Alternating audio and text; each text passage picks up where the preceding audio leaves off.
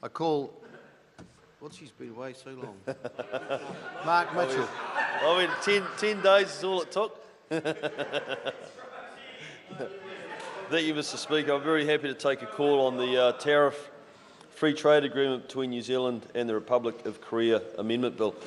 Mr. Speaker, I do want to acknowledge our Minister of Trade, the Honourable Tim Grosser, and the negotiating team that did negotiate this free trade agreement. Now, I know that it's maybe a term that's used too often, but we do punch above our weight, and we have got a very proud history in New Zealand of being able to negotiate very, very good terms in our free trade agreements.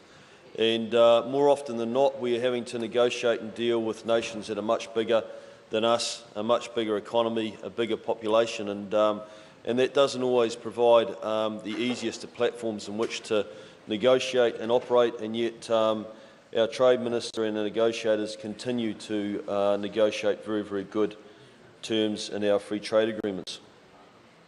A couple of points that the Minister did make that I'd just like to discuss myself is that having been a Kiwi growing my business overseas for a decade, it became apparent to me very quickly that as a small trading nation down the bottom of the world, there are challenges that we face that the rest of the global economy don't face. And something that we have to be focused on and take seriously as a government is making sure that we continue to negotiate these types of free trade agreements, that we continue to leverage organisations like NZTE, that we're able to have a very good program through our business growth agenda that was initiated by the Honourable Stephen Joyce and MB to ensure that we do all that we can, that this government can do all that it can to enable the private sector and our business sector to be able to compete with the rest of the world, because being a small country down the bottom of the world with a relatively small population, if we want to continue to have a first world, world-class health system and education system, and to be able to invest in our infrastructure, it's very important that we're able to continue to trade and grow our trading base globally and offshore.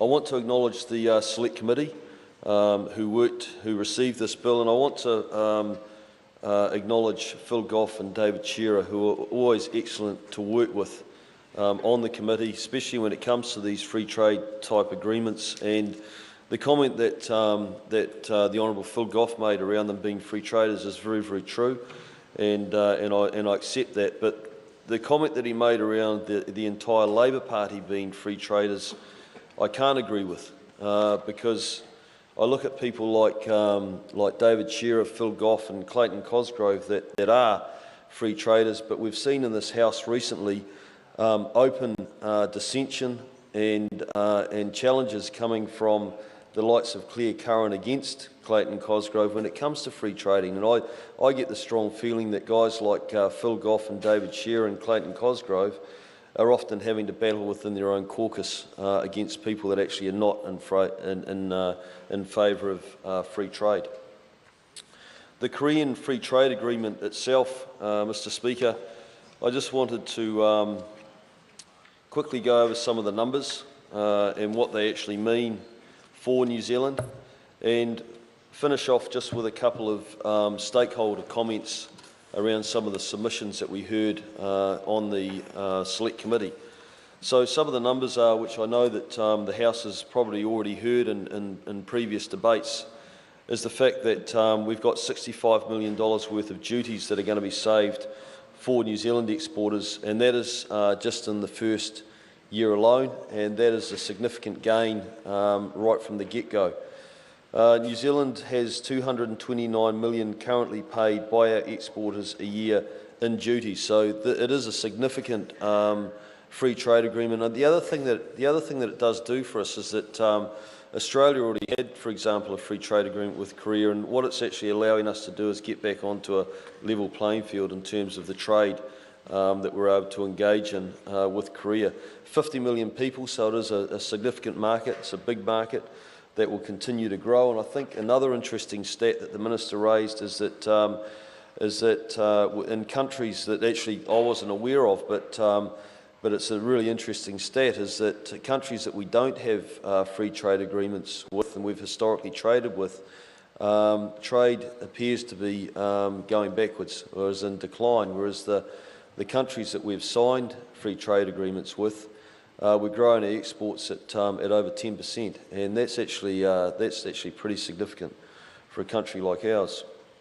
We've got $220 million worth of dairy products exported to Korea. That was right through to the year ended June 2014.